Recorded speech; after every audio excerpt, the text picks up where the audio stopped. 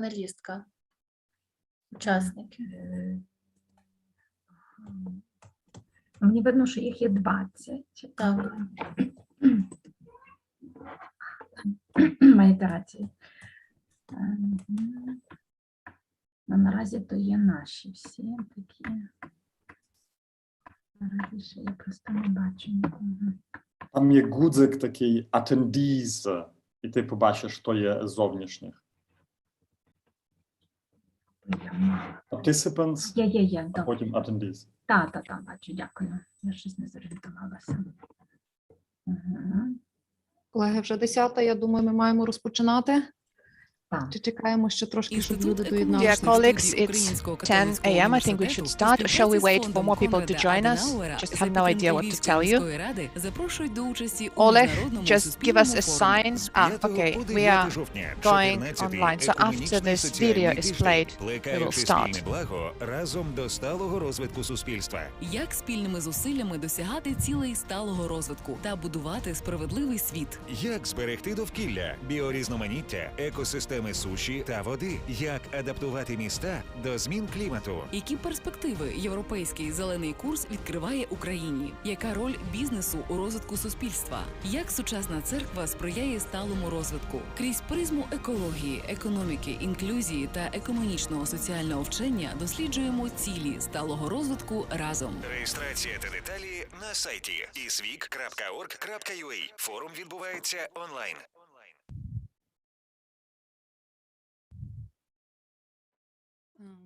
So, dear colleagues, speakers, and everyone who joined our today's event, we are glad to welcome you to the last event of the International Forum for Teens Ecumenical Social Week entitled Promoting the Common Good Together Towards the Sustainable Development of Society. Now I'll switch a little bit for Ukrainian to explain some technical issues. Шановні учасники форуму, Dear participants of our forum, for those who would like to hear our discussion in Ukrainian, you can find a button down on your panel, and there you will be able to be provided with Ukrainian translations. For those who would like to hear English, please just stay with us in English. I'll wait just a second. So I hope that everybody who wanted to switch into Ukrainian have already done this. Dear speakers, we anticipate that each report will last about 15 minutes, after which we will have a question and answer session. I'll ask everyone interested to write your question in the chat, and then we will discuss it after all speeches. Before we begin our discussion today, I would like to introduce you to the director of the Institute of Ecumenical Studies of Ukrainian Catholic University, Pavlo Smetsnyuk, who will tell us a little bit about all the forum. So, Pavlo, now the floor is yours.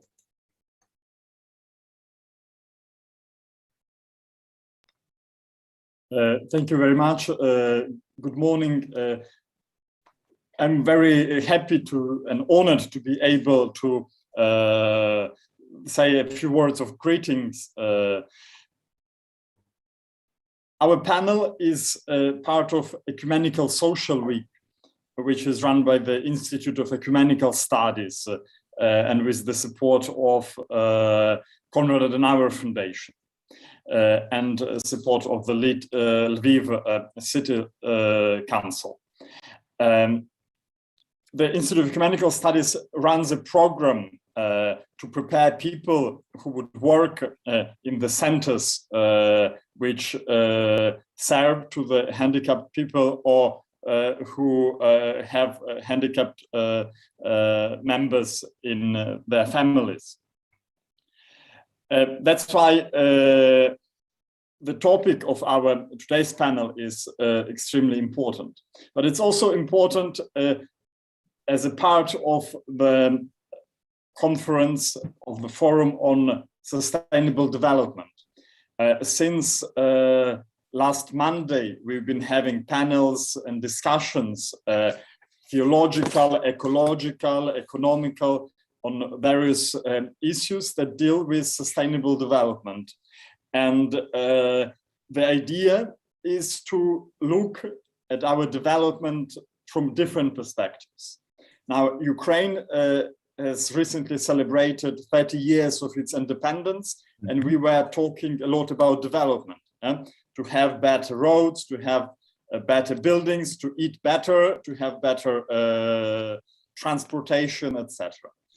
And the question we would like to ask now, 30 years after independence, whether our development was sustainable, whether it was responsible, whether it take into account all the aspects, all the people, all the natural, economic, educational elements into it.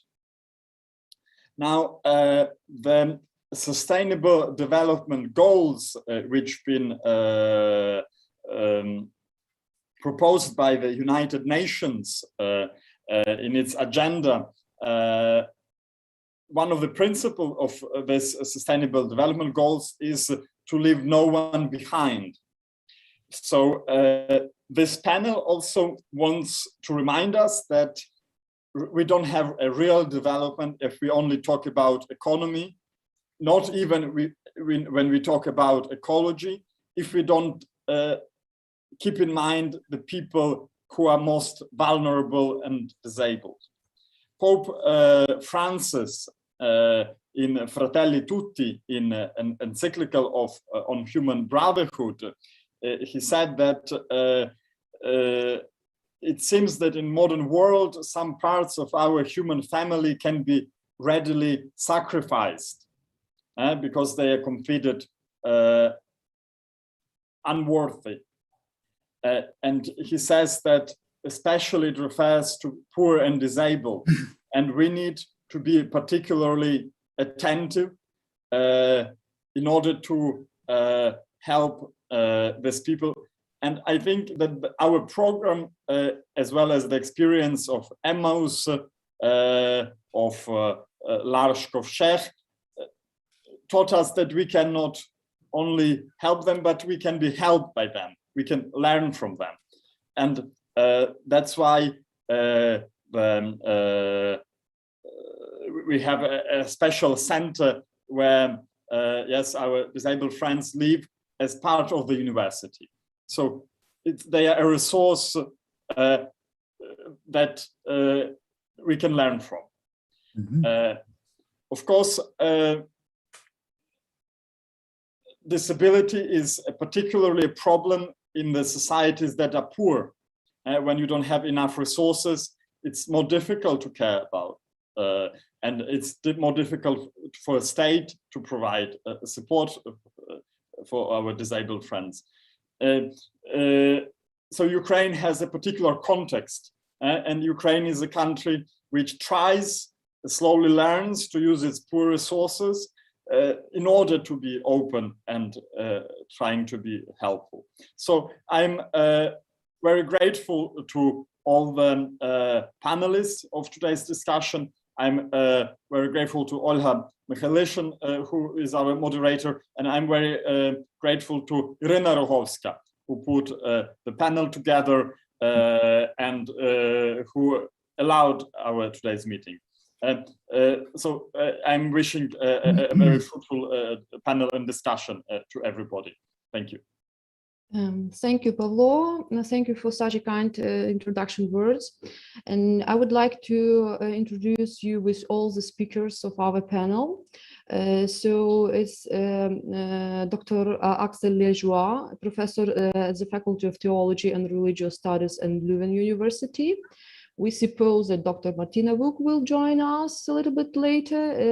She is a Swiss National Science Foundation Fellow at the Interdisciplinary Institute of Ethics and Human Rights in the University of Freiburg. We also glad to meet Dr. Scott Cianciolo and Dr. Teresa Cianciolo. Dr. Scott is the chaplain and pastoral director and co-founder in Agape Ministries. And Dr. Teresa Sensiol is director of clinical program Agape Ministries and guest teacher of advanced training programs. And Anna Nahirna, she is my colleague. She works in Emmaus Center.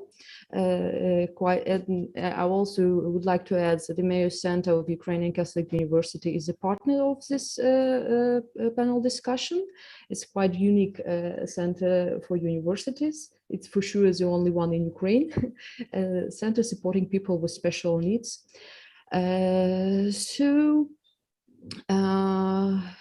With a great honor, I will give the floor to the Dr. Axel Lejoie with his speech, and that is friendly relations with people with intellectual disabilities beyond charity and inclusion. And you know, in our centers, there is a kind of a professional slang. We do not say an adult person with intellectual disability, but we say friend. And apparently this is the beginning of friendly relations. But more we will know from the Dr. Axel Lejoie speech. So Dr. Axel, this is your floor. Thank you very much for this nice introduction. And I am honored to be among you and to be able to contribute something with the other side of Europe, from which we have been so long, so far away, and now in the last 30 years, we can have better contacts. So that's very fine for me, but can I share my, my PowerPoint? Do I have the rights to share? I will try. Okay, that's fine.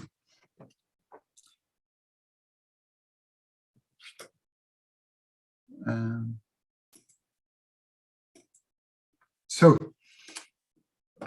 I said in introduction, I am indeed Professor of Care Ethics and Practical Theology at University of Leuven. But very interesting for me is that I am also ethical advisor at the Brothers of Charity. And the Brothers of Charity are a Catholic religious congregation in Ghent in Belgium that runs a network of institutions for people with intellectual disabilities and people with mental illness. And all this brings me to a certain bias, especially when I speak to people from Ukraine. My talk has its origin in a Western European context. I am a Roman Catholic theologian. I'm a disability theologian, but in the first place, I am a care ethicist, and I am a white, middle-aged man with gray hair and a little bit older than middle-aged. I like a historical overview because a historical overview learns how the past has been, why we are now so acting in the present, and how we can prepare the future.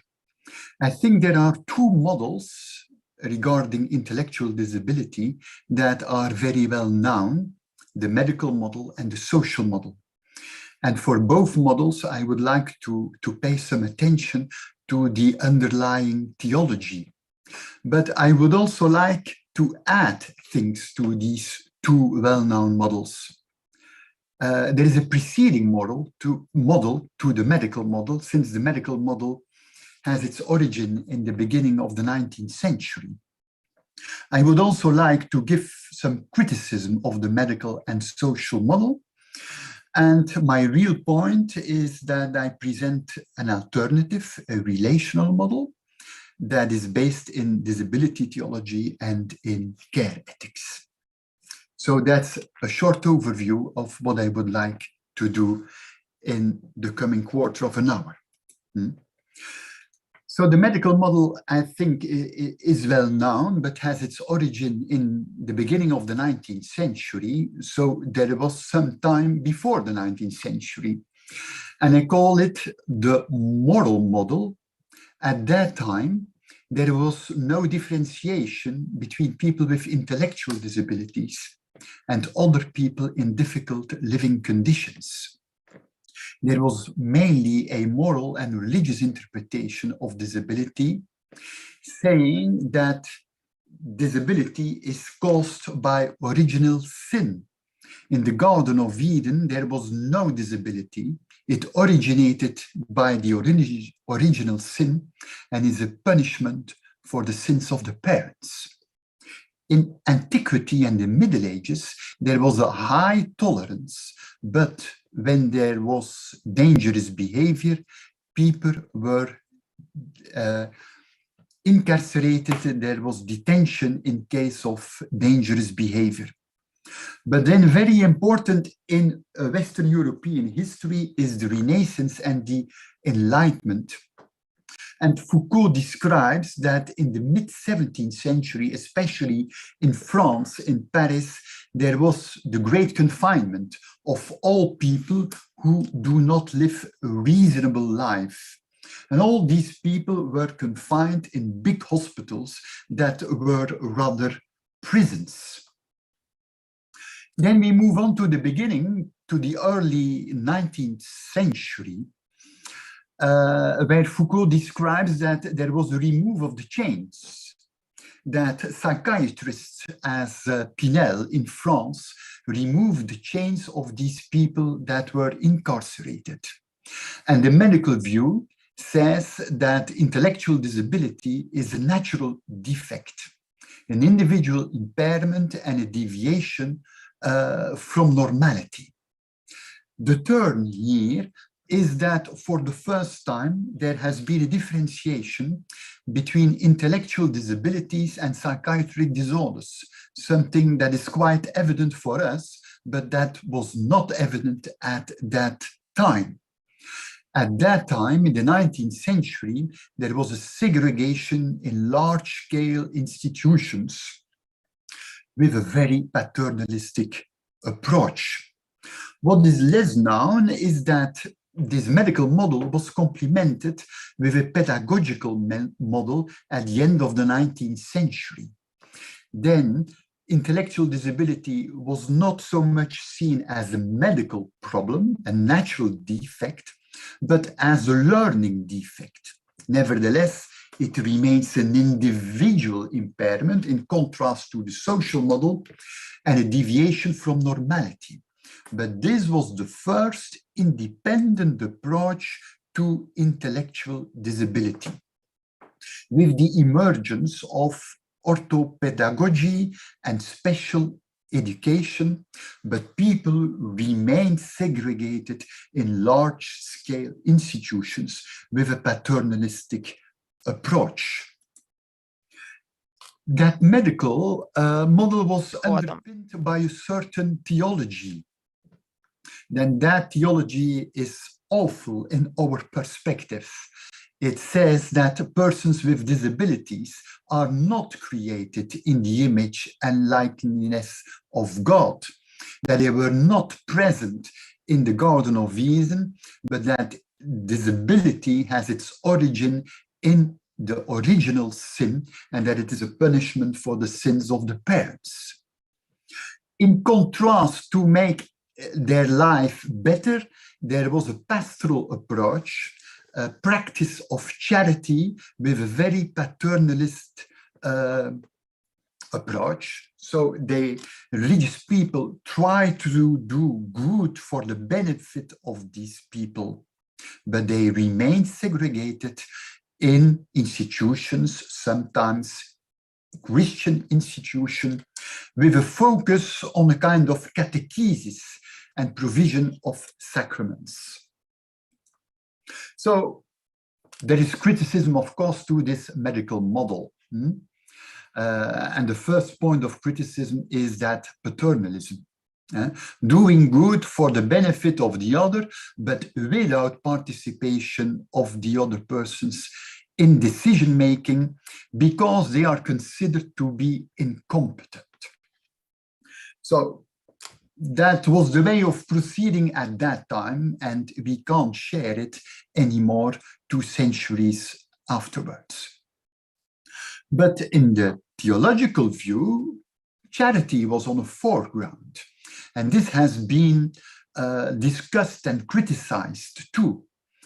I like to refer to the doctoral dissertation last year of Anna Masters from the US, who calls the narrative of the Catholic Church on people with disabilities as a shadow narrative.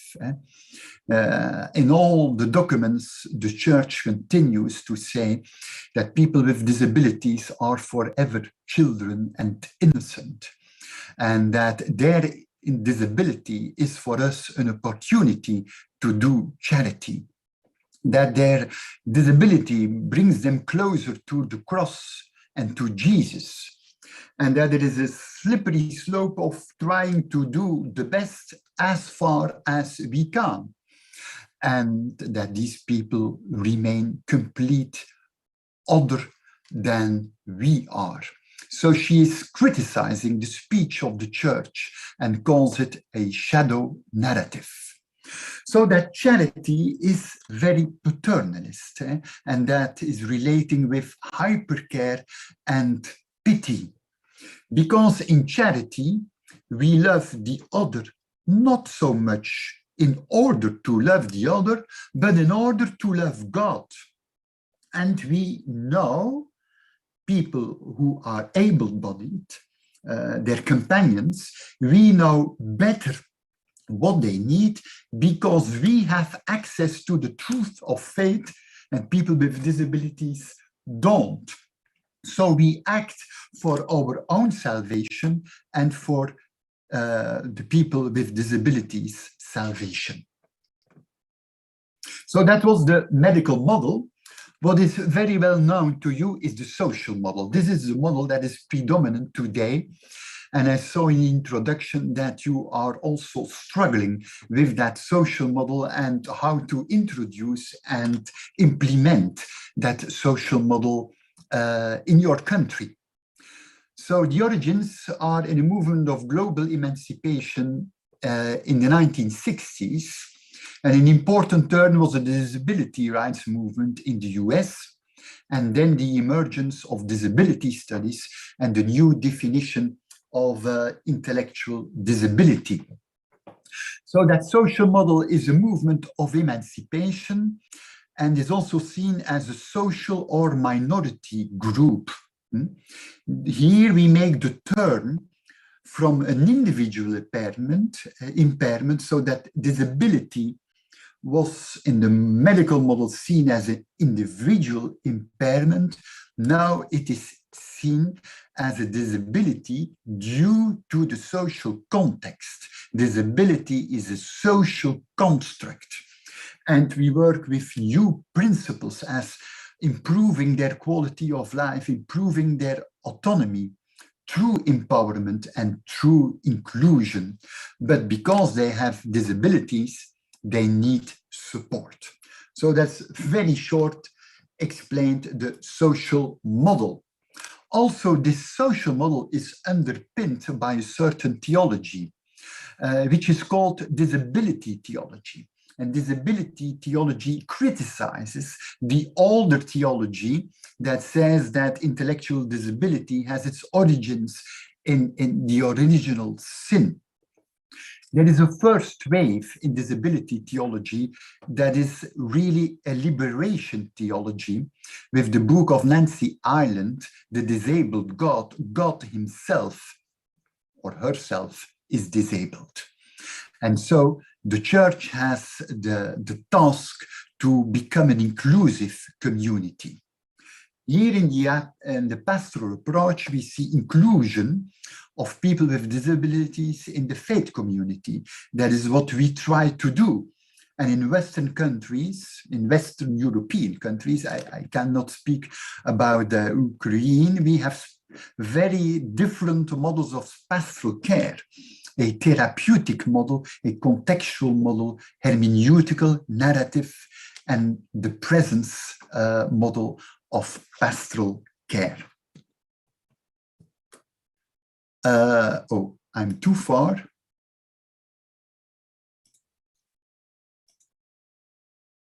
So, What is my criticism on the social model? Well, twofold, that there is insufficient inclusion and that there is insufficient support. Inclusion is very nice, but it is easier in persons with sensory and physical disabilities than in people with intellectual, especially profound intellectual disabilities. So what we observe is a lack of willingness of society and a lack of willingness of able-bodied persons to include persons with disabilities. And that leads to a certain arrogance of people with able-bodied people towards people with intellectual disabilities. And this has a consequence that in this movement of inclusion, the consequence is that people with intellectual disabilities experience a high level of loneliness in all these attempts to integrate them in society. And here we see also a lack of support. There is inadequate support for persons with disabilities and also of their families to include them in the family context in society. And notwithstanding all attempts to integrate them, there is a lasting dependence and vulnerability of people with profound intellectual disabilities. So that's the reason why I prefer to talk in terms of a relational model. And for me, that is underpinned by care ethics and by disability theology. Care ethics that says that in the relation with people with disabilities, we have at the same time a symmetrical relationship and an asymmetrical relationship. Symmetrical relationship means that we are all created, of course, we are all created to the image and likeness of God, and we have equal human dignity, and we strive for reciprocity. But nevertheless, people with intellectual disabilities have a very important vulnerability and dependence. We all are vulnerable and dependent on other persons, but that vulnerability and dependence is unequal. There is a greater vulnerability and dependence in that relationship for people with intellectual disabilities. And people who are abled bodies are less vulnerable, less dependent, and thus have greater power in that relationship. And greater power, ethically spoken, brings us to greater responsibility in that relationship. If we look at disability theology, then we see a second wave in disability theology, with exactly the acceptance of vulnerability and dependence. Vulnerability and dependence became the basic principles of disability theology. I think of Thomas Reynolds in the States. And now we work with the image of friendship in our relationships with people with disabilities. But friendship presupposes a symmetrical relationship. And this image of friendship has been introduced mainly by Hans Reinders in the Netherlands.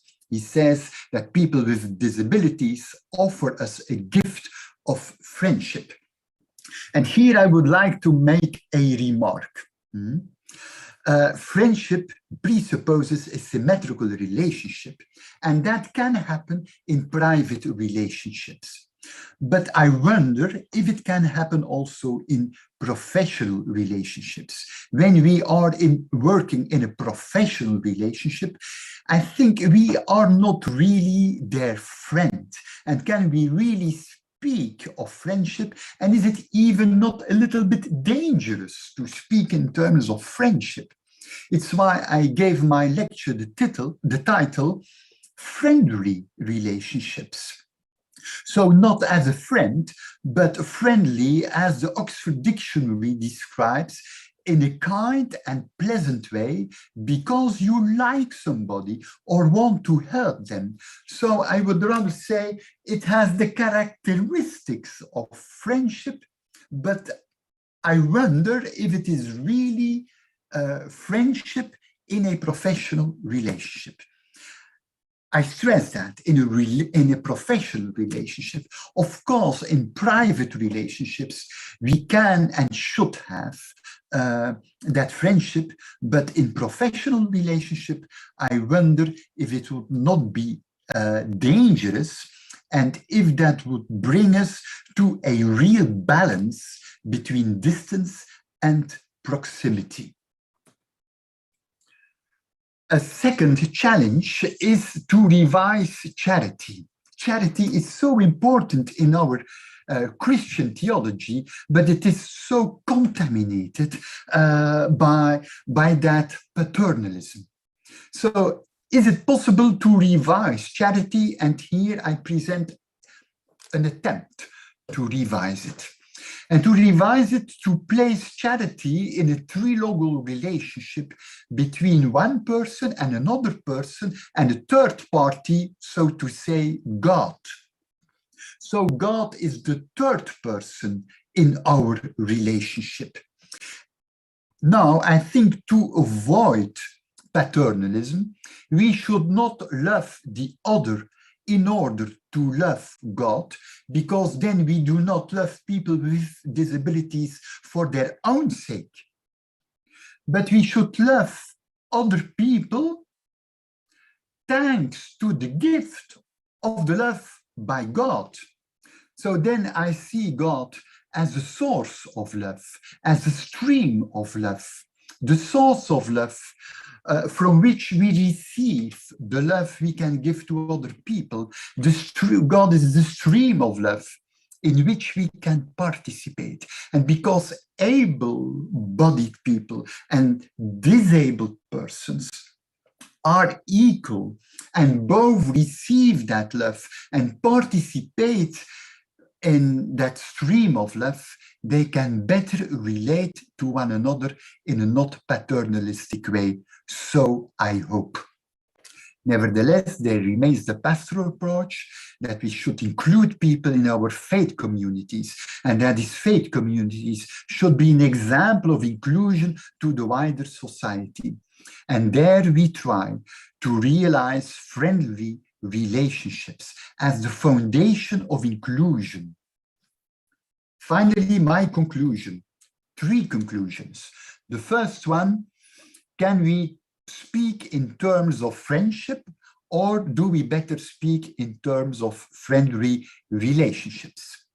Because in professional relationships, there remains an asymmetrical element.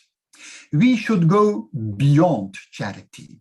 The traditional concept of charity leads to paternalism.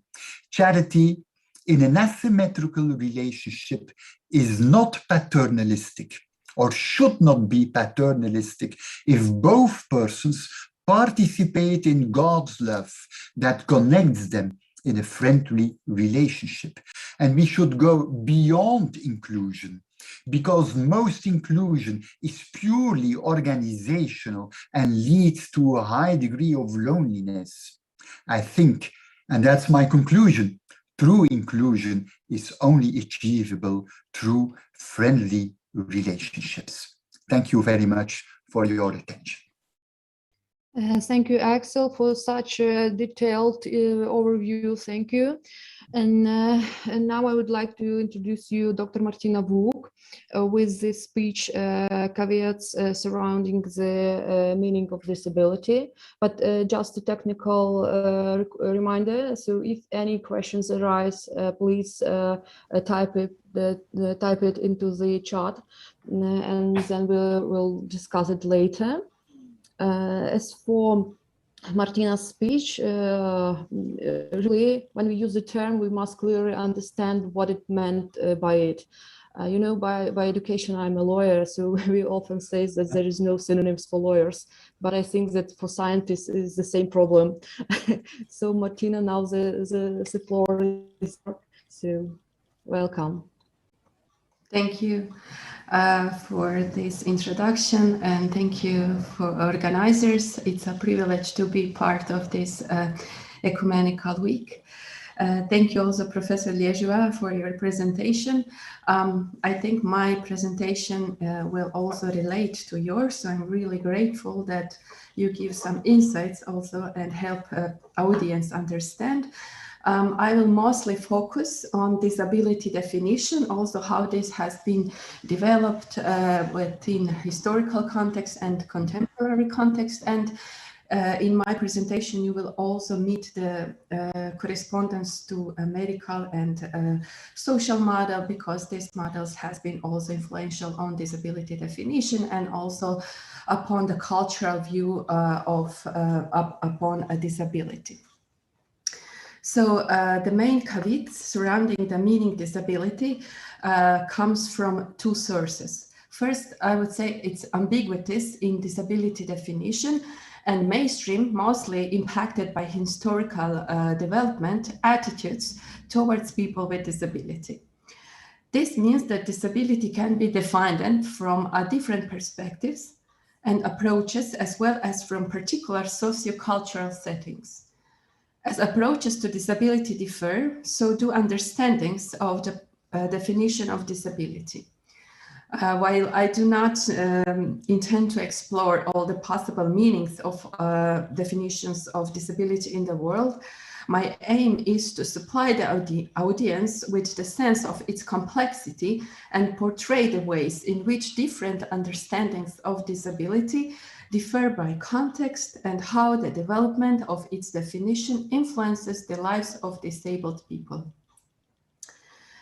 Not merely are approaches to disabilities ambiguous and puzzled, but there is also a confusion in determining what constitutes disability. For instance, some disabilities such as blindness, deafness, autism, dyslexia, bipolar disorder, chronic fatigue, or depressions may not be straightforwardly identified as disabilities in a full sense of meaning. Others, such as missing limbs or certain physical deformities, are identified as physical impairment and later identified as disability. The confusion in determining what constitutes disability is even greater between cultures. What is considered to constitute a high degree of disability in one culture may not even be considered a disability in another. For instance, understanding disability between Western cultures and some Indian or Asian or African countries really differ. This ambiguity can leave us puzzled, but also eager to explore how disability is understood and what the actual meaning of disability is. Thus, disability is not only a definition and a human condition, but is a broad phenomenon.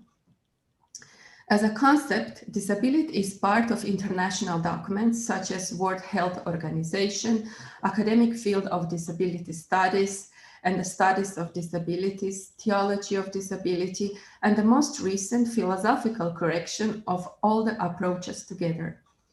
Disability, according to the 2011 World Health Organization, which adopted a biopsychosocial model of disability, defines disability as the umbrella term for impairment, activity limitation, and participation restrictions, referring to the negative aspects of the interaction between an individual with a health condition and that individual's contextual factors, environmental, for instance, and personal factors. Despite this universal approach to disability definitions, disability has been the subject of numerous academic disciplines, including special education, rehabilitation, and occupational therapy, disability studies, and studies of disability. In such a perspective, it has been conceived of as a medical phenomenon, for instance, an abnormal condition that requires prevention and cure, or as a socially significant label. In other words, the great influence in structuring definition of disability among academic discourses and disability activism has been impacted by, as we already heard from Professor Liégeois, medical and social model. medical model sees disability as a personal tragedy or the problem of an individual in need for a solution. In such regard, disability is perceived as biological entity, almost as a condition of illness which requires cure, fixation, and healing. The social model, on the contrary, not only was a reaction to medical model, but sees disability as a social barrier and a problem of society. Social model was the reaction to the prevailing formula of seeing disability as a physical impairment and a person's limitations.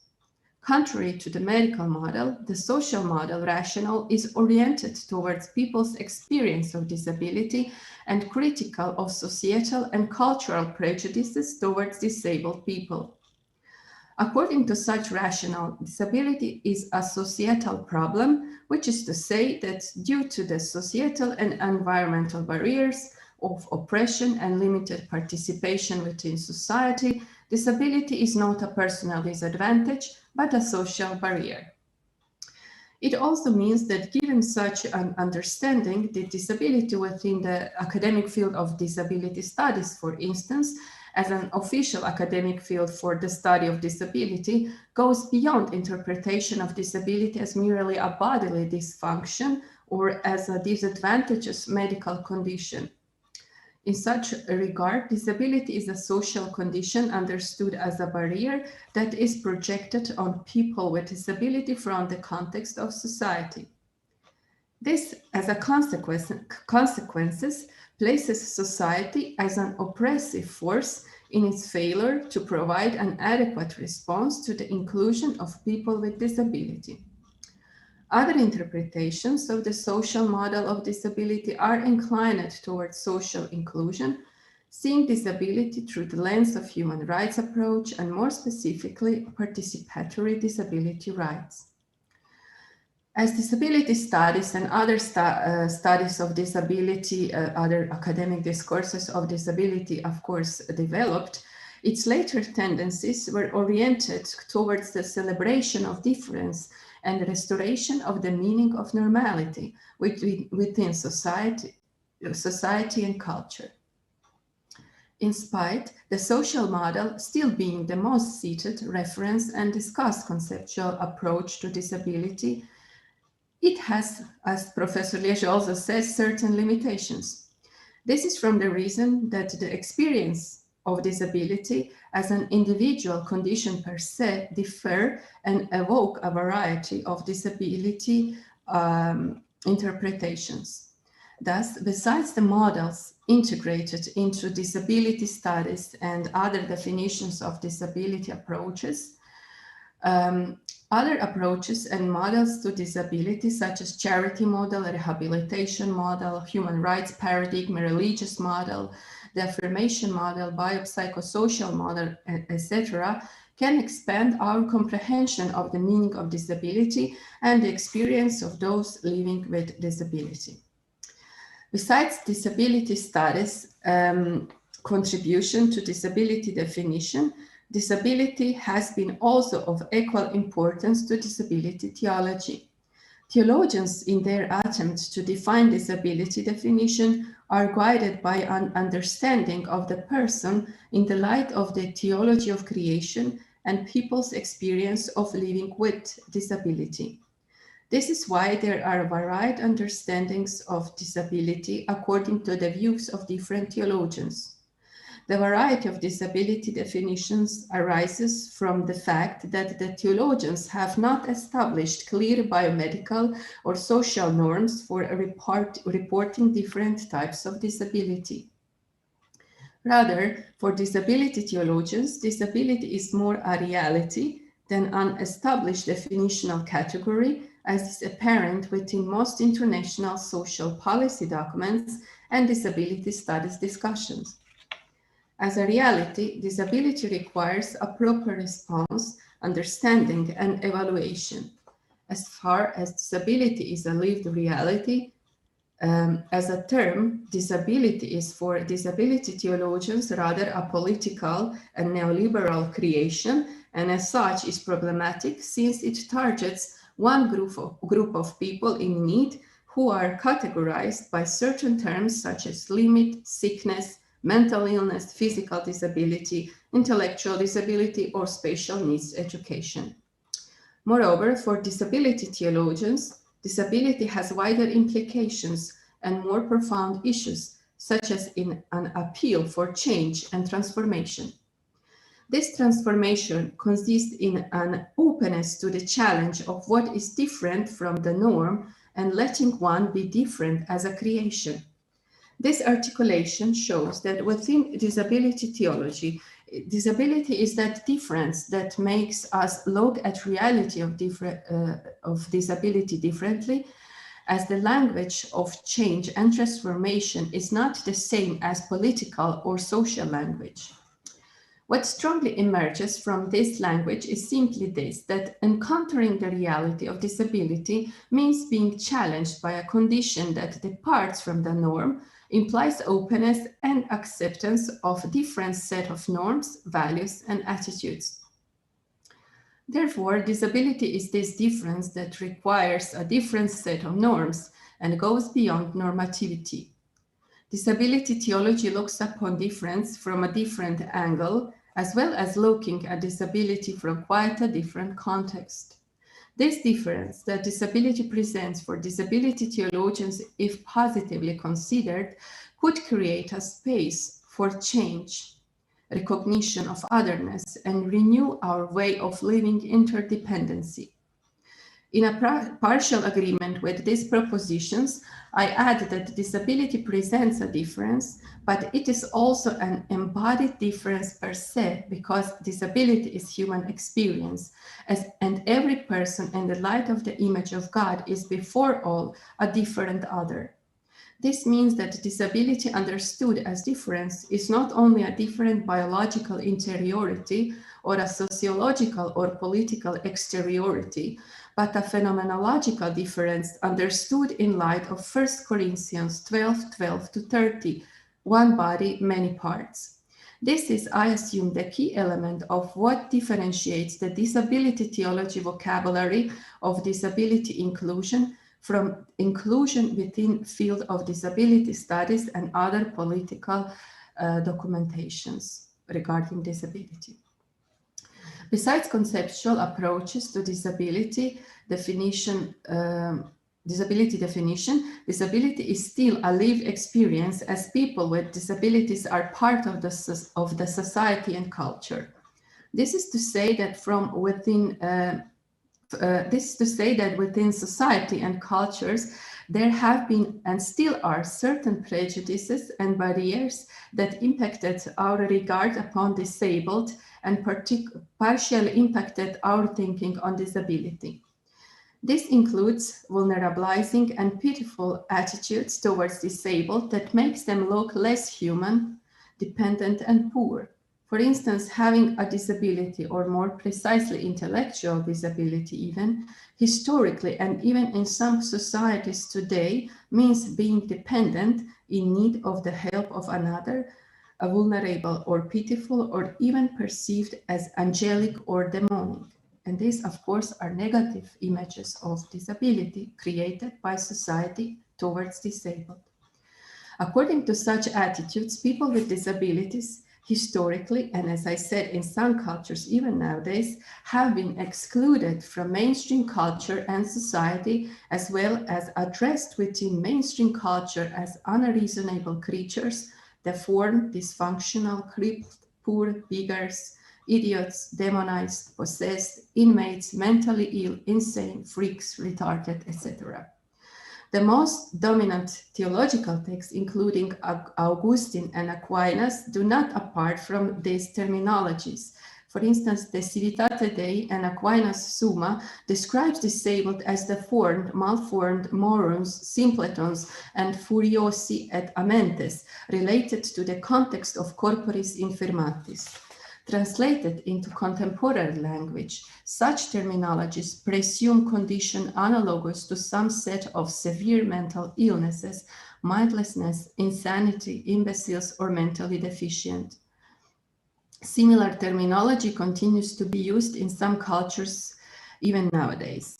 A number of cases within the tradition and practice of the church also show people with disabilities being excluded and oppressed, sometimes even rejected. Often, without much consideration, they were objects of pity and charity, which as a consequence diminished their moral status and their human dignity. Although such attitudes have fortunately been overcome by activism and by different academic approaches and discourses on disability, and recent positive social and cultural upheavals, as well as church practice, what still remain are the fearful and biased images of the disabled prevailing in the contemporary mentality. This mentality, according to my view, need both a challenge and encounter with the truth about disability, but by hearing the voices of those whom we call disabled, and by an effort in creating a concept of a more comprehensive understanding of disability. Thank you for your attention.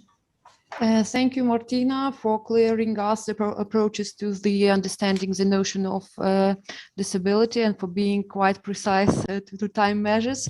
And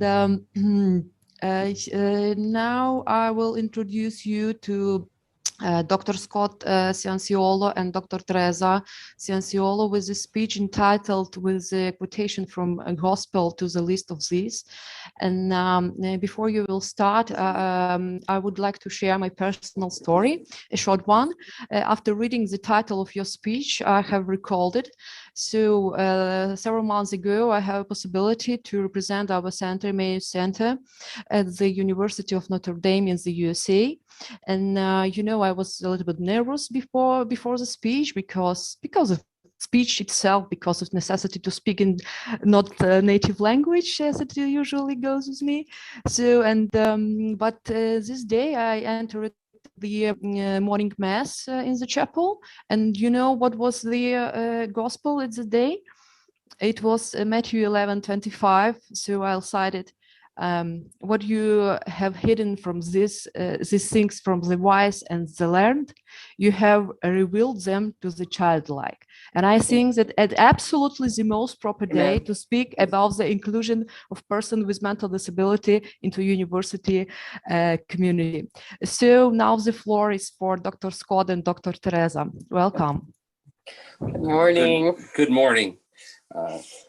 It's an honor and a privilege to speak this morning to everybody. It's extremely nice to meet you all, and it's amazing how technology transcends and brings together all corners of the world. So it's great to hear. It was great to hear already from Dr. Axel, and I want to get your name right, Martina. And thank you so much for your speeches. Our background, of course, is my wife and I in 2004 moved from Connecticut to Vermont and founded a ministry for adults and children with disabilities. And we aptly called it Agape Ministries, out of the unconditional Greek agape word for love. And we have held camps, advocated, and poured our lives and livelihood into families and children with disabilities, and so we're happy to be able to share our hearts this morning with you, as well as our experience. And so my discussion today, I entitled "Dignity, Not Stigmatism," and a child has a name, not a stigmatism, not a diagnosis, but a name. What's in a name? The answer to that is identity and dignity. Oftentimes we look at people by what they do or how they look, and Jesus never did that. And we need to follow his example. When he called Matthew to be one of his disciples, the tax collector, to follow him, he did not say, "Hey, tax collector." The Bible says that he saw a man named Levi, or Matthew, and he said unto him, "Levi, son of Alphaeus, follow me." See, what's interesting there is that Jesus saw a man first, and he called that man by his name not by his reputation or his stigmatism. And tax collectors back then had a very negative stigmatism in the Jewish society, but he called them by name. Now we take that and look at a child with a disability, and we have to do the same thing. Instead, we oftentimes see the disability first, forget their name, forget that they have their name. And you see, that name is their identity, and that name gives them their dignity as an individual. So we must not look at those with a disability as a person with special needs. Rather, we just should plainly look at them as a special person or an individual made perfect in the image of God. And this brings to mind some of the errant ways that we have treated those who are different or who do not meet the standards of the perfect or typical or normal human being. And our society sees disability, it diagnoses it, it labels the child, and then it decides the child's complete destiny based on how they fit in, and that viewpoint must change. So in this discussion, I'd like to be able to not just talk philosophically, but rather come to the table with a strategy. So I've come up with this practical list, and I believe that if it's followed, that the culture can change, because here we're talking about the culture and our concern for how the culture has treated those with the disability. And the church and the home must be the leaders. We must lead the way. And so in this list, the first point I want to make is to find commonalities before thinking about the differences. And I say that because common ground is the base of all human connections. Once you've found something in common, then you can deal with the differences. For example, a person in a wheelchair may use a wheelchair lift and maybe a special hand control to transport into a car and even perhaps drive. But rather than thinking about how you and this person get in the car and drive the car differently, focus on the commonality. We both drive, and in this instance, the difference doesn't even matter. So find commonalities. And the second point is, do not victimize people with disabilities, referring to someone as a quote unquote spinal cord injury victim or a cerebral palsy victim. See, that takes away a person's power, and it takes away their dignity, and it abdicates them of their strength and ability to overcome because of the emphasis on what has happened to them, as opposed to what they could do about it or have done about it. It would be more appropriate, I believe, to refer to someone with a disability as a victor rather than a victim, because every disability has a capability. And the next point I'd like to state is, don't assume that they see their disability as a tragedy. Many people with disabilities have worked through the tough emotions to be happy and content with their lives. A seemingly harmless statement like, "Oh, I'm so sorry that's happened to you," or something of that nature, it can make a person with a disability feel sad and sorry for themselves. And we must have compassion that is expressed through action, not just empty words of pity. And then the last point, if we can follow this, is to make eye contact. Just make eye contact. It's simple. Never avoid someone with a disability. People who fear they could do or say something unintentionally disrespectful toward a person with a disability will sometimes default to ignoring that person altogether. So we should never do this. We should always make eye contact, because eye contact means that you're not afraid of them, and they don't need to be afraid of you. And people with disabilities, they are human, and their existence deserves acknowledgement. And any human would feel terrible being ignored, shunned, stared at, or put away. And that is never the right choice. Thank you all for your time. Good morning. My name is Dr. Teresa Cianciolo. I'm a doctor of neuropsychology, and I'm also an advanced medic. I've been to Ukraine 26 times. I have to share the screen with you to show you the reason we first went to Ukraine. There we go. Our hearts for Ukraine is to educate so that we can ensure parents have a community that can support their children in their home rather than go to an orphanage. And that continues to be our heartbeat for our children. It's not on here. Okay. So let me show you why we first came to Ukraine.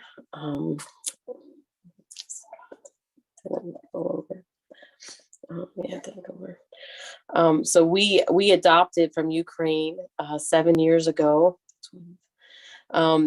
We adopted twins with Down syndrome, and we can see some pictures here of our children. This is our son, Sammy. He was adopted from Odessa, Ukraine, and this is our son, Alex, who also was adopted from Odessa, Ukraine. We have been back to Ukraine, and we've been back to every region to work with orphans, and the current proctor of our son, Alex, and our twins. We knew when we went over that after meeting the orphanage that we would not be done in Ukraine, of course. So I wanted to talk about these beautiful pictures that we have of inclusion. Our boys are totally included, and we wanted to discuss with you today how our boys are included in their classroom. So we can see from these beautiful pictures that the playground and the classroom are children just helping children who struggle without pretense, without prejudice, and just pure friendship.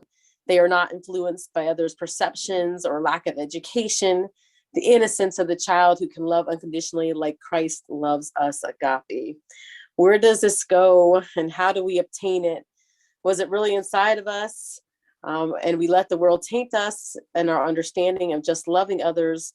Our children, every child is made perfect in his image, and somehow, because God has made each child variant and different, we feel we must treat them differently. If I were to witness change to us in our culture and our environment, what would these proactive strategies be? I'm not a girl to look in the past. We are proactive, and we try to think about what looks like in the future. So I've come up with some strategies today based on my visits to Ukraine and so many orphanages. Our children need to grow up together. They need time on the playground, helping when part of our bodies are not perfect, the other members join in and make it whole and complete, lacking nothing, like it says in James. Our children need to be exactly who God made them to be, ambassadors. We need to work on including all children and let God's perfect plan be the model. God did not make any mistakes. And as we can see from these beautiful pictures, there are no mistakes. As children just accept all without isolation, without negative pretenses, they step up and help without being told and without the world telling them they need to isolate from those who we should come alongside and help. It's natural, it's not forced, and it's giving the opportunity to share Christ's love. What other strategies as we see ourselves and others living the prejudice of our family and treating those who are perfect in his image different, not the same, not worth the time or effort, or at times putting too much effort. When we see those who have different abilities, do we shy away, look away, or perhaps even pretend they will go away? Can you move this longer? Do we go and treat them with a social pragmatics? We treat everyone we meet the first time, or do we patronize the situation and talk down or loudly to this individual? Most of all, can we just teach others to be compassionate? It's not always a learned trait, and not many have had a visual example of compassion. Compassion comes from having Christ within us and comes out naturally and with ease. Compassion, we believe that it will just come and it's natural gift, but we know looking at Christ as the ultimate example, it's a pure movement. Christ had compassion and he healed. He had compassion and he fed. He had compassion and he was moved to tell others to go labor because the fields are white to harvest. he showed us not only did he heal, he touched the leper. He didn't just heal them, he stepped forward and he touched the leper. He went in and he hugged him and he touched them. He touched his life, not just by healing him, but feeling a human touch, feeling that he is wanted and loved. Our children and adults with amazing abilities are waiting for the same, not just a handout, but the touch, God's touch, God working through us. The church needs to be the leading force for these cultural changes. Instead of having separate Bible studies, we should be all inclusive as early as possible so our children are exposed to Christ's hands and feet in motion to the very place it should be learned, the church. We've been to so many camps in Ukraine and we love working in them and the orphan camps, but camps working with children with disability do not isolate. Our camp that we have here in Vermont, we have a 100% peer mentorship program. We don't have a child with a disability without a peer relationship. Camps do not need to be segregated or isolated. They need to be with their peers and guidance and how to care for each individual. At times we think inclusion is for the child with a disability, but we know it's completely opposite. We know it's for the community and the child. They learn more than our child that feels like they need conclusion. The more we separate, the more we deny the opportunity for all children to come alongside and be the hands and feet and heart of compassion. We are denying what God has made perfect to happen. This word inclusion needs to stop being just a word and just something to be discussed and just history and be the verb. It needs to move. It's not just for our children or adults, but for the entire community. We need to move. Church, it's time to move. It's time to go into the orphanages. It's time to get up and educate. It's time to understand how we need to step our role and be Christ, which means we need to step up and be compassion, which is shown in movement. It is time to be the causation and lead the example of Christ in us. I love this last picture that's on your screen.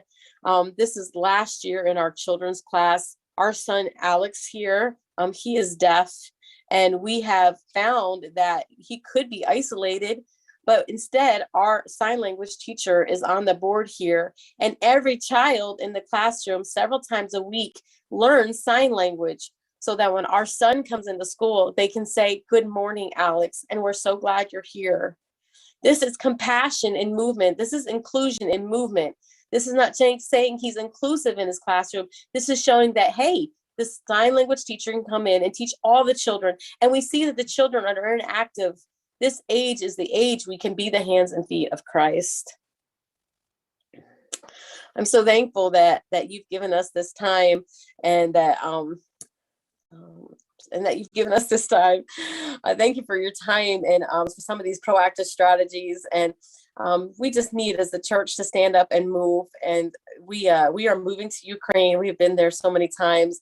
And we just want to set the example of being compassionate. And our goal is, as you hear us, I hope that we can all stand up and be compassionate and move. Thank you for your time. Thank you, Scott, and thank you, Teresa, for such a kind words and for sharing your personal, heart-touching story. Thank you for that. And now I would like to introduce you with my colleague, Anna Nahirna. We both work in the Emmaus Center in Ukrainian Catholic University. And as far as I know, Anna was doing research and did a master degree in philosophy and then in theology and religious studies in University of Leuven, Belgium. And she has both great theoretical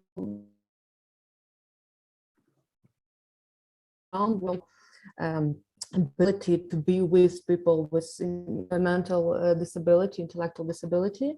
Because as far as I think, to accept otherness, you need to understand it.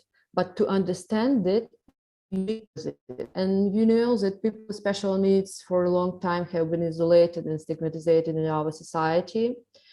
And now we are talking more and more about tolerance and inclusion. But tolerance is a quite reflexive concept. We can tolerate alone. We can only measure in relation to another person or phenomenon.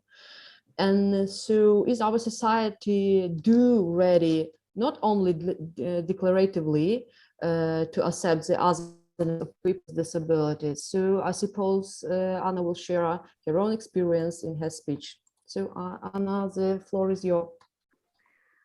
Morning. Well, first of all, thank you to other panelists for such enlightening and profound speeches. And thank you to the staff of the Institute of Ecumenical Studies for your kind invitation to participate in this discussion. Well, from the very beginning, I want to make a few small remarks. First, since I work in the Emmaus Center, where we call people with an intellectual disability friends, I will often refer to them in the same manner throughout my presentation. It just feels more natural. And second, most of what I'll be speaking about is related to my personal experience in the past 3 years of working and communicating with friends more closely. For now, I can say that this experience has been deeply transformational for me. And I will start with the question, why was this so? Why was this experience so groundbreaking for me? The answer lies in the change in my perception of myself and the otherness of friends. Thanks to my work in the Emmaus Center, I was put in numerous situations, be it birthday celebrations, outdoor outings, common liturgies and lunches, that would encourage me to communicate and build genuine friendships with persons with intellectual disabilities. And this experience of being with friends allowed me to overcome the fear of otherness and discover that beyond that superficial otherness lies what is common for us all, and that is our vulnerability and desire to be loved unconditionally. I can now say that in learning to welcome the vulnerability of friends, I learned to welcome my own vulnerability and came to profound awareness of our common humanity. And that awareness of our commonness beyond differences, that we are all equal in Christ, it was truly liberating. Now, to address the theme of today's discussion, what does it take to accept the otherness of friends and thereby recognize the dignity of every human being? Judging from the perspective of my humble experience, I can assume that I can only accept the otherness of friends to the extent that I'm open to uncovering my own vulnerability in this experience of being with the other. It is only then that the mutual nature of vulnerability is acknowledged, so it is no longer experienced as weakness, but rather as strength. And it is only then that I can arrive at the recognition of our common humanity, which also engenders the recognition of the beauty and value of every human being. When it comes to approaching the otherness of friends, there are two truths that have to be acknowledged. First, that my individual experience is not all-embracing or exhaustive, but it is in fact rather limited. It does not include all elements or aspects of life, and there is always something new to be learned and experienced. Often I can fall into the tendency to stereotype and the illusion that I know everything about the other. However, the limitedness of my experience proves me wrong, and that's when I arrive at the second truth, that considering this limitedness of my experience, encounters with the other always come as a mystery and a gift. They can be revelatory and enriching. To articulate more, my closedness is often defined by my desire to have at least some control over my life, as well as by my fear of becoming vulnerable if I lose that control. I desire to guard my truth because without them I feel insecure and I no longer know who I am. But paradoxically, it is only in contact with the other that I am brought to the truth of who I really am, in particular in contact with friends who have a gift of communicating at the level of the heart.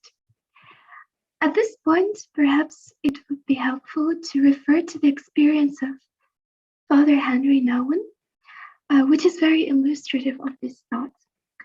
In 1986, he left his teaching position at Harvard University to permanently move to Last Daybreak in Ontario. There he was asked to take care of a young man named Adam with a severe developmental disability. Eventually, Father Henry's life with Adam and other friends of the community resulted in some of his most profound reflection on the unconditional sense of love and acceptance that he had experienced with them. He would write, "After my many years of studying, reflecting, and teaching theology, Adam came into my life, and by his life and his heart, he announced to me and summarized all I had ever learned. In fact, Adam's fragile presence witnessed the deepest significance of the humanity of everyone else. And this significance was unfolding through the journey that Father Henry was making with Adam, the journey from the life of the mind to the life of the heart, where a relationship of communion is possible." This last reflection was made in the commentary of Father Henry's scholar, Michael Renuke. One can say that on the whole, Father Henry's friendship with Adam and other members of L'Arche led him to the discovery of his true self. By being simply who they are, he wrote, "They break through my sophisticated defenses and demand that I be open with them as they are with me. In their disarming sincerity, simplicity, and vulnerability, friends helped him reveal and cultivate his unconditional self-worth beyond social hierarchies, competition, and comparison." On my part, I also want to share a few personal stories on how the sincerity of friends helped me transform my own self-image. There was one situation that left a deep imprint on my heart.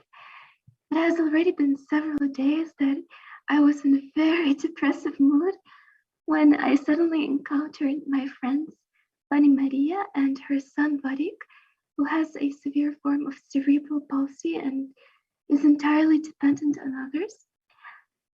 And as we were talking, and in my mind, I continued to be consumed by my self-criticism and feeling of unworthiness, Vadik suddenly said, "Anya, thank you that you are," meaning thank you that you exist. In a matter of a moment, these simple words turned my world upside down in a very positive sense. It truly felt as if God had spoken to me through Vadik, affirming my belovedness as his child. And of course, these words helped me fight my depressive moods because they put me in touch with my true identity. My friend and colleague, Nadia, also shared a few stories of her own and how in their sincerity, friends help her rediscover her own uniqueness. For example, when Paul, a man with a mild intellectual disability, would compliment her, "You're simply divine," and tell her to straighten up, referring not to posture, but rather telling her not to hide her heart and be open to the world. And these stories are indeed countless. Stories where, in the context of genuine and accepting relationships with friends, I'm encouraged to reveal my innate identity, my innate goodness. I personally came to experience that friends indeed have that gift of spontaneity, of being themselves in all situations. They are not bound by too much rationalization, which in many ways actually hinders knowledge and authenticity in relationships. That is, of course, not to say that friends are sort of like angel-like creatures. They are, first of all, human beings who, like everyone else, have emotions of joy, anger, and sadness. But theirs is the gift of being without any masks. And in their simple being, they announce to me my deepest identity of being beloved. That is the precious knowledge that comes in the encounter with the so-called otherness of friends. When I open up through vulnerability to the otherness of friends, I come to the roots of what is common for us all, our common humanity, whatever our culture, faith, or gifts. I attest to our profound need for one another and our desire for communion. Thank you. Thank you, Anya, for sharing your personal emotions and experience, and thank you all the speakers for your speeches, because we have finished the first part of our discussion, and now we will move to question and answers and discussion part. And we have questions in our chat. I'll combine it together because they are close to each other, but before it, I want to tell all the participants and attendees that if you want to put a question, just type it into the chat. Don't worry about the language. It could be Ukrainian, Russian, English, Polish.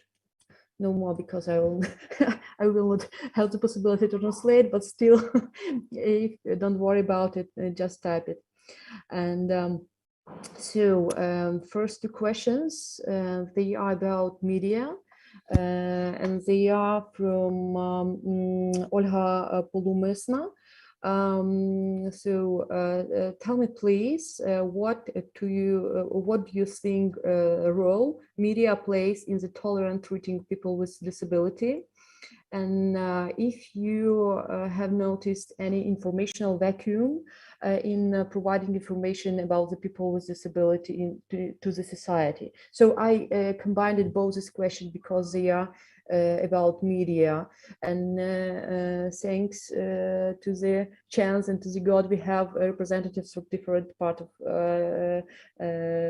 the world. So maybe the situation is a little bit different in different countries. So it's a question for all the speakers. So if anybody want to answer, so please do it.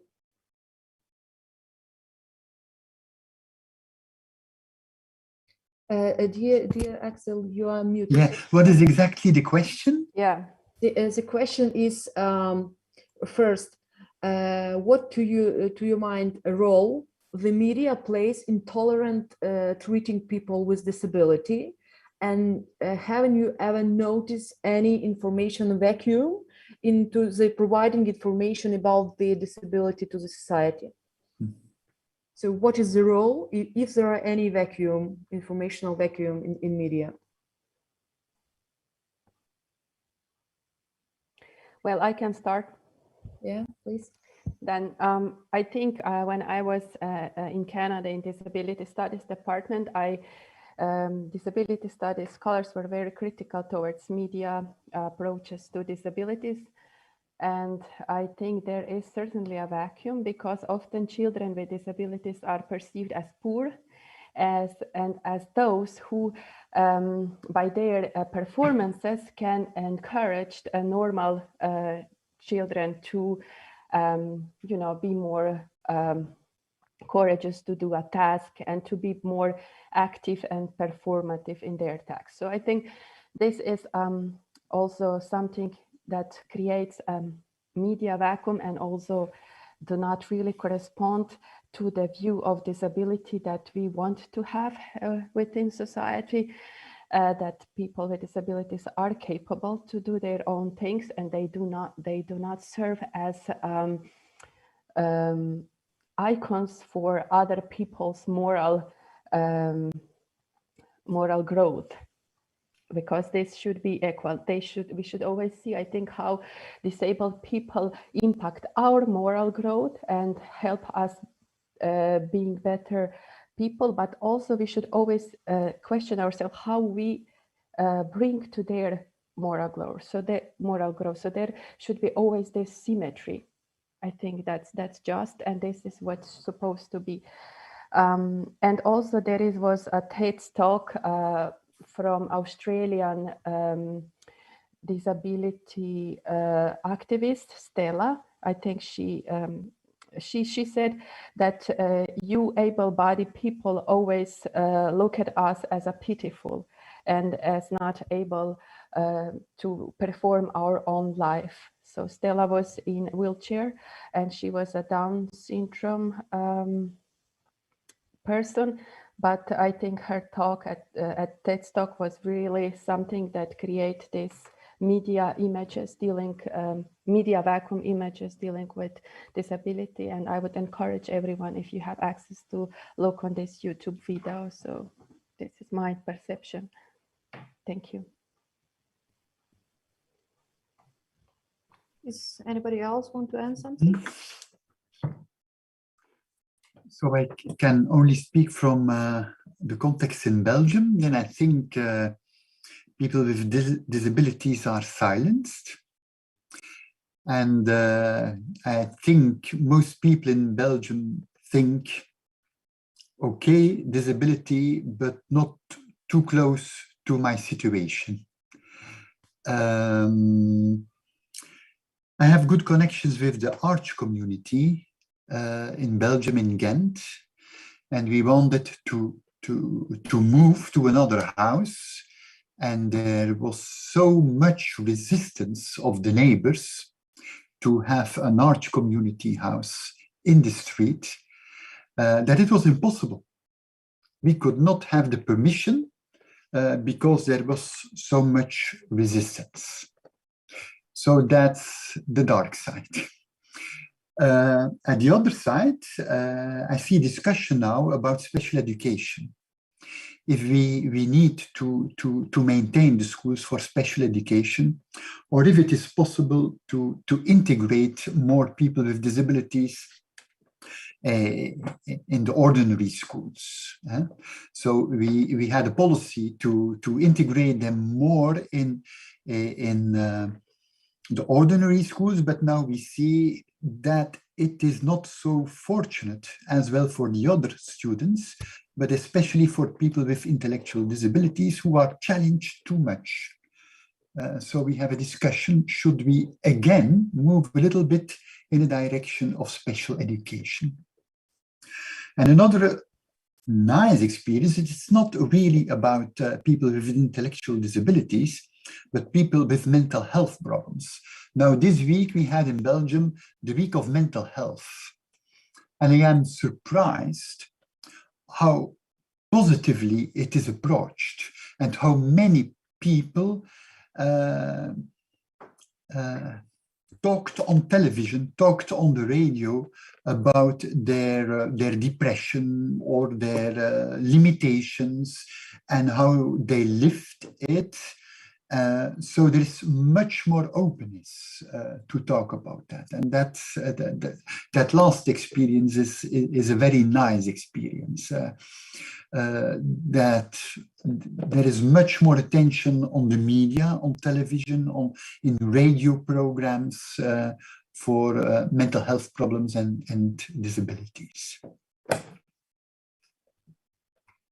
Thank you, Axel. And Oksana added a short question. So what can be done in such situation? Do you have any recommendation to how to overcome such a vacuum, informational vacuum in media? So maybe some proposals.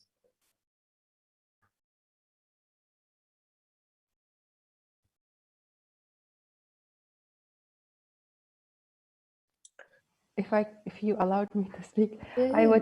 I would say I think it is first what we try to do, clearness about what disability is.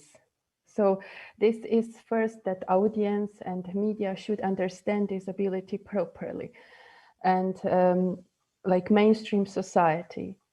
This definition should be also accessed by mainstream society, and I think also experience and encounters within local communities or encounters with disabled people in parishes. This could shed more light into the experience of people with disabilities, and will create probably a positive attitudes and more understanding of disability as really broad phenomenon, and not as something that closes some people in certain categories and other people are not in these categories. So this, and also, I think very important task for media also and society would be that people with disabilities themselves speaks with their own voice about their experience of disability, about how they see disability and how they perceive society who talks about disability. So I think we should include more voices of disabled people, because often it is that we normal people and able-bodied people create definition of disability and say people with disabilities, you have this and this disorder. There are many situations and many examples where people with disabilities were not even aware that they have disability until someone else start talking about their limitations and behavior. So I think we should really, as an inclusive society, give more place to those people to speak with their own voice. Thank you, Martina. And I have noted that Dr. Teresa wanted to add something, so please welcome. I think in America, we have actually focused further away from the word disabled and understanding it and given it an open and free voice. I think of, people in our country who have normalized autism, such as Dr. Temple Grandin and Dr. Stephen Shores, Thomas McKeon, and so many others. We focus on their strengths and what they bring, and to the inclusion. We are inclusive nature in our schools. Every child has the right to be included. We don't have group homes. We're working on community homes. We have an adult with autism that's lived with us for 10 years. And he's part of our family, and it's normal. And he's just, that cranky older brother that we have that that it's a pain sometimes, and lives in our family, and he's part of our family, and we love him. And I just, we do media very differently, and there's no stigmatism to being different or having a different voice, and every person is able to have a voice. And I feel for Ukraine that sometimes that voice is stifled, and we need to be the voice to step up and be a voice when there's not one there. And thank you.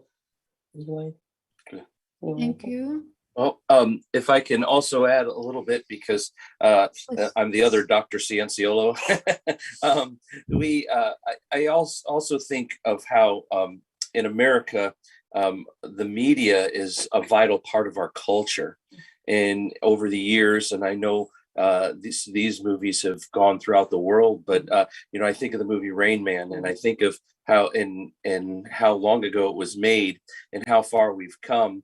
But it's movies like that have made the media has taken the opportunity to make people aware, use their platform in a way to make people aware of things, and then once people are aware, the media goes on, and there's books, there's movies, there's laws made, there's laws passed, there's investigative reporters that have broken down many walls. We're where we are today because of those efforts and because it's such a vital part of our culture. Okay, thank you. I suppose that we could answer the Oksana's questions. And so far,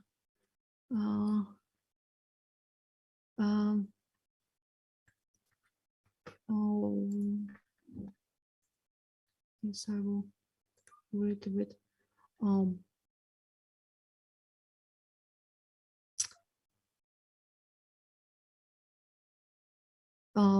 From Oksana Bilan questions,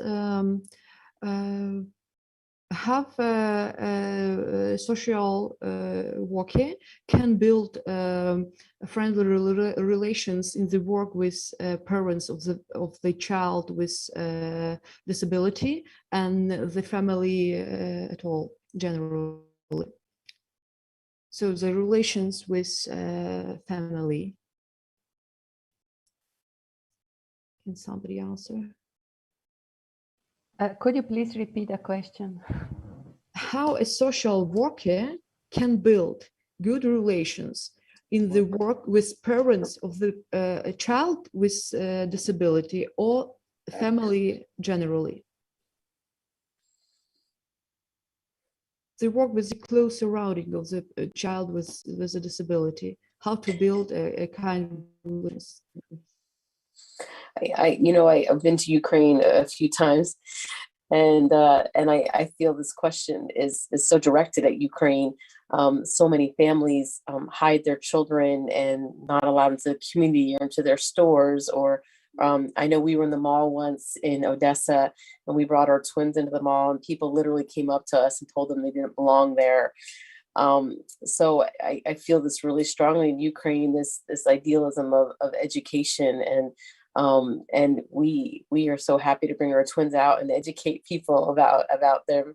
And I think there's a fear of vulnerability of the community understanding, and therefore the families feel isolated and feel like they also are carrying that stigmatism of their children. And it's devastating to see that over and over again. And I'm so glad for centers like Anna, and there's so many centers in Ukraine that are educating and getting out there. The universities now are holding great classes on inclusion and special education and behavior interventions. The academy, the Minister of Education has just allowed behavior interventions to get in there and to work with 650 resource centers in Ukraine. We need to move into those resource centers and to help those resources get out and work with these families and educate them to include them. Thank you. Now we have one more question. The question is about how, and that's not really my matter as a philosopher and a theologian. How to do that, that seems a very practical question, but I would say how to do it in a normal way, just in a normal way, not thinking that because they are parents or relatives to a person with intellectual disabilities, that you have to behave and to speak and to relate in another way, in a special way. No, I think just considering them as other people, as friends, yeah, and not thinking that there should be something extraordinary or special. Okay. Thank you. So another question is, thank you all for lucid presentations. I got an impression that the openness to God is so crucial to making right relationship with the people with disabilities. Professor Lejoie mentioned that source of love in God that makes the relationship symmetrical, for instance. Can it be a case that the people both with disability and those who are related to them are really lacking some important instruments or resources when they don't have faith? What can compensate for this? More elaborated codes of ethical conduct or what?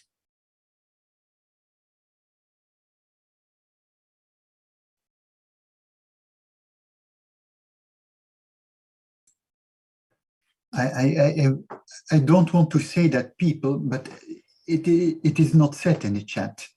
But I would not like to say that we are better as people who are believing. Maybe we have some resources in our faith that they don't have. And I think this is very helpful and very inspiring and motivating. But I would not say that therefore we are better. Can they have other resources? Of course they can have other resources. In codes, in ethical codes, maybe, but that's not sufficient. Ethical codes focus so much on what you have to do and how you do it, on norms, on rules, on how to behave. They are called deontological codes because they give suggestions on how we should act with the stress on act. So we need good acting, but we need something more. We need also good intentions, good dispositions, good virtues. It's our motivation, it's our inspiration. Faith has to do, and ethics has to do with two things: with what we do and the way we do it, but also our source of inspiration on how we do it. In ethics, this is called the virtues, if we are virtuous people. So I would say codes of ethics can help us to direct our actions, but people who are faithful, of course, have this inspiration and this motivation in their faith, and people who are not believers should find it somewhere else. In another inspiration, in another spirituality, just in humanism, but just focusing on how to act is not sufficient. It should also be, how should we be to be good companions to people with disabilities? So also the inner side, not only the outer side.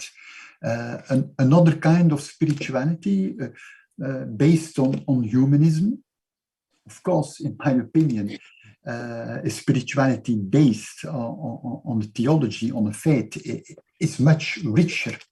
But that is my personal opinion and my personal conviction. If I may. Sorry. Yes, please.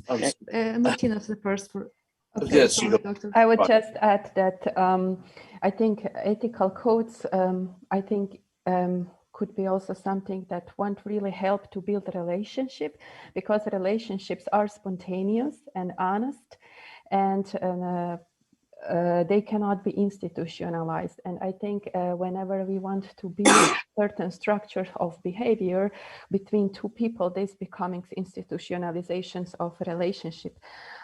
So I think also it is possible to build a relationship with the people with disabilities, even if someone is not a faithful and does not believe in God, because it's this person relates on his own gods, on his own humanism. And I think, of course, relationship with God help us much better understanding the dignity of ourselves, our own and other person's dignity, because we see this person as an image of God, and of course we see ourselves also as a limited creature.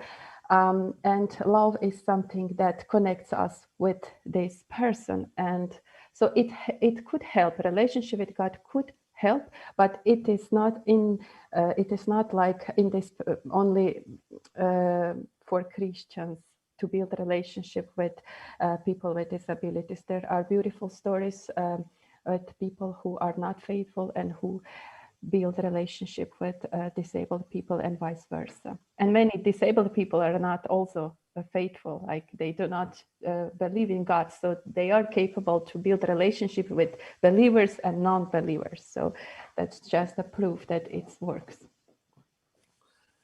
Thank you.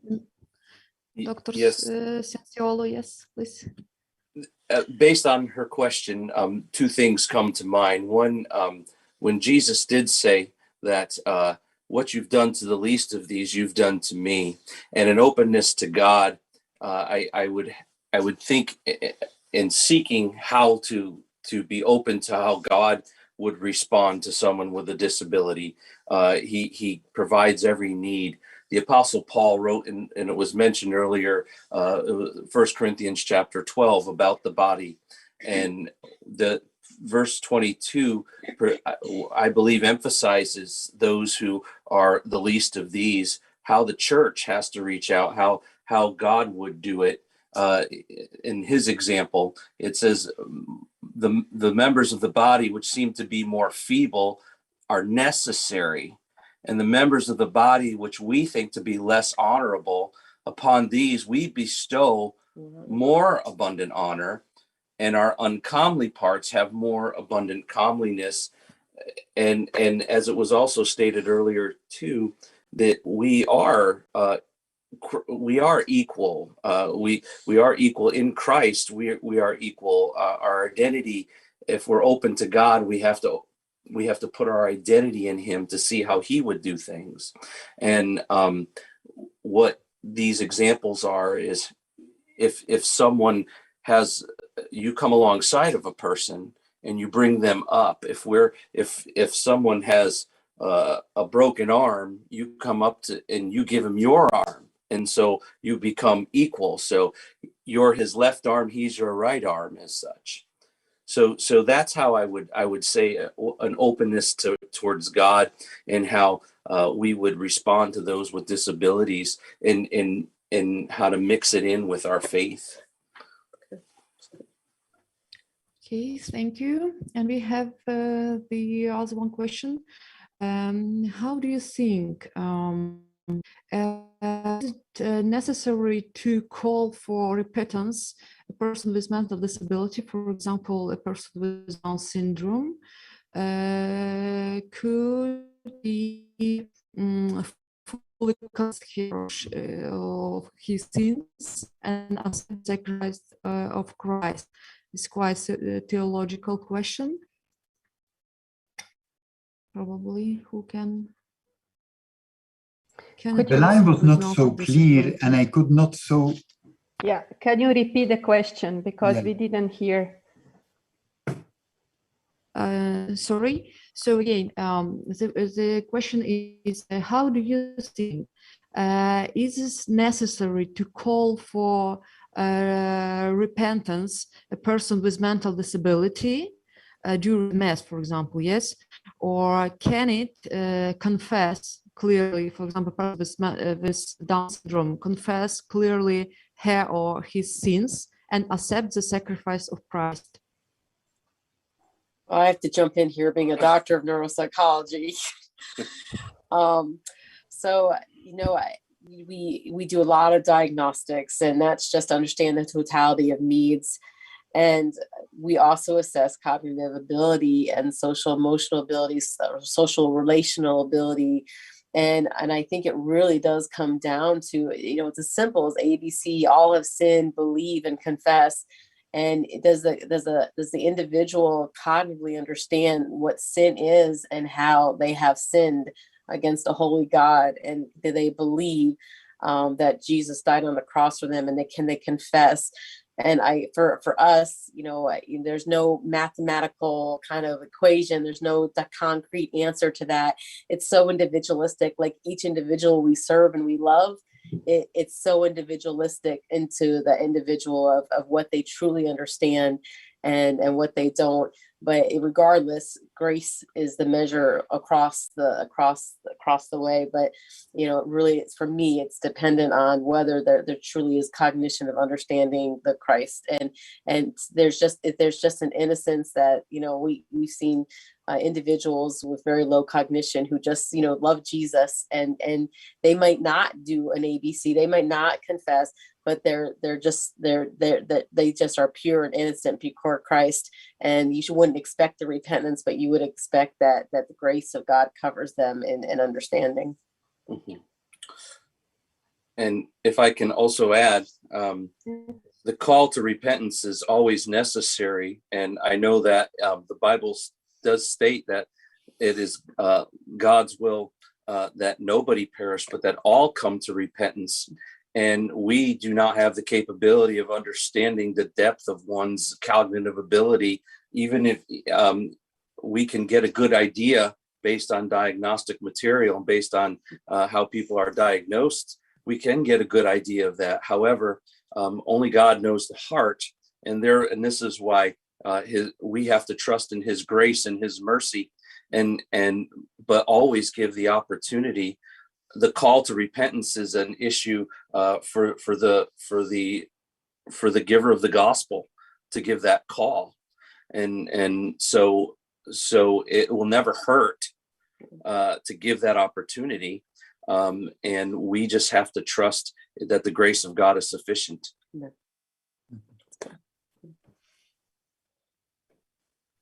I think, sorry. No, Martina. Just short answer. I think, okay, not all traditions accept the confession or repentance of sin and all these things in a very official way. I can speak only from the Roman Catholic tradition.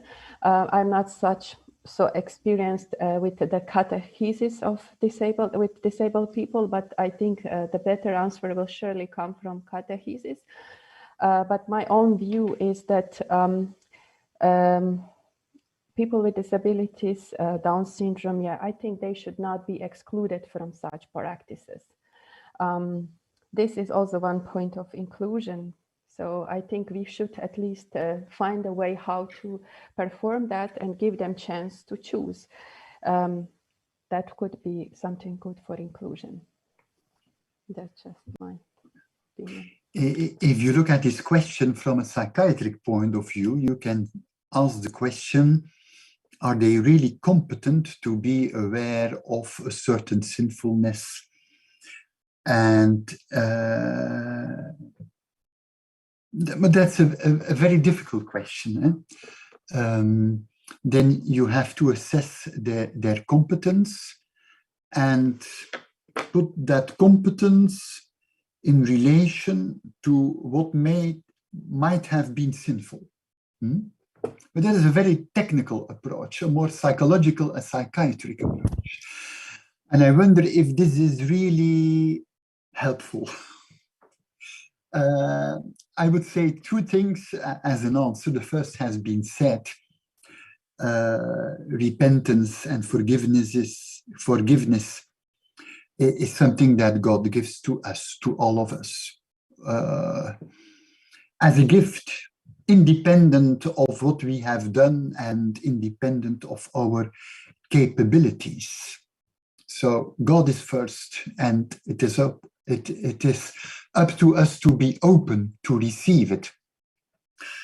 And the second element is, yes, if we participate in the Eucharist, in the Roman Catholic Church, for instance, this is something that you do individually, and it is something that you do in community. And it is both processes. And I think we should not exclude them because maybe they are not competent enough. Let them participate, just as we participate too. When I personally participate, I am not always at each moment completely attentive. Sometimes my ideas go to other things of daily life.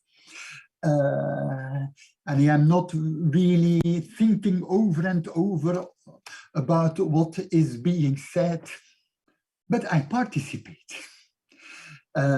It's something that we do as a whole human person, and I think this is very meaningful. And also for people with disabilities, they are part of the community who is having a ritual, and that experience is very meaningful, even if at each separate moment we are not fully conscious of what is being said. It's a process. It's an event, and let us all participate in it all of us with certain minor abilities. Thank you. And we have just one remark from one of our attendees.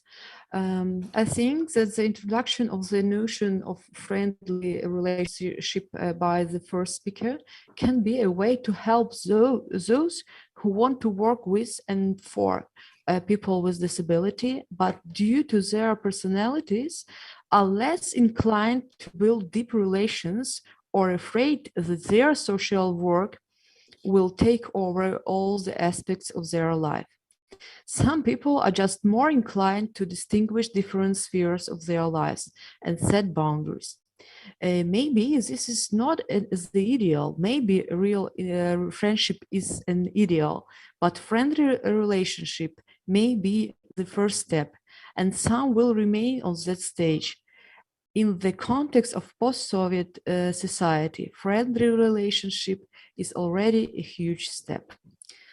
So it's a very good and very kind words for the finishing our today's discussion. I'll thank you all the speakers and all the attendees and all the involved and all persons who will see it in recording later.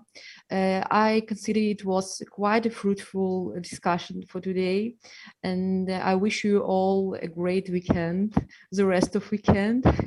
So thank you to all of you, and welcome to Lviv, to the city of coffee and chocolate. So please welcome to the Ukrainian Catholic University. In any time, we will be happy to see you here and to discuss a little bit more.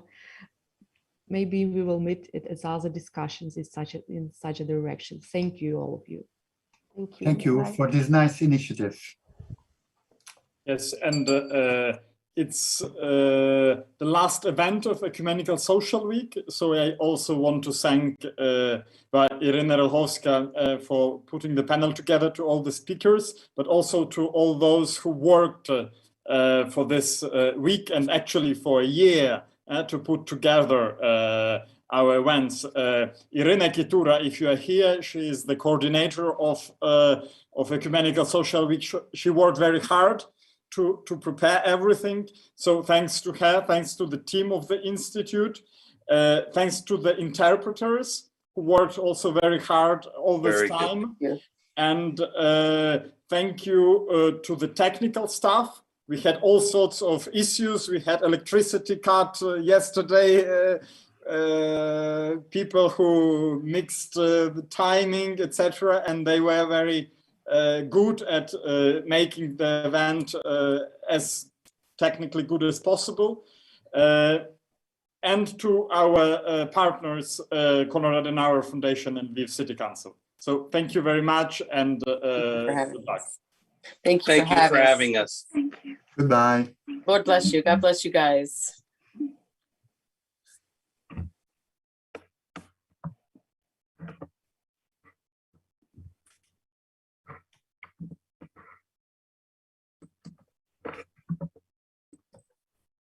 Окей, всім дякую тепер українською. Так, молодці. Дякую, Закінчили це, дякую. так.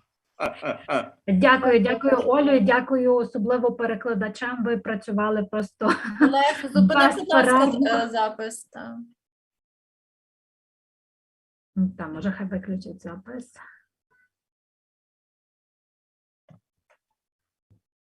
Ні, запис іде.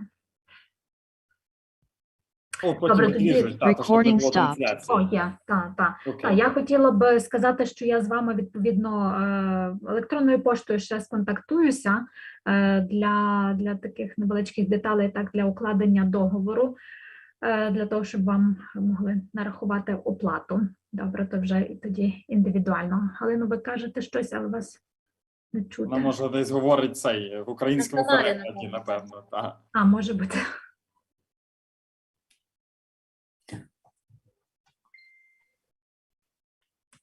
Олеже, а в нас вже немає трансляції на сторінку «Соціальний тиждень»?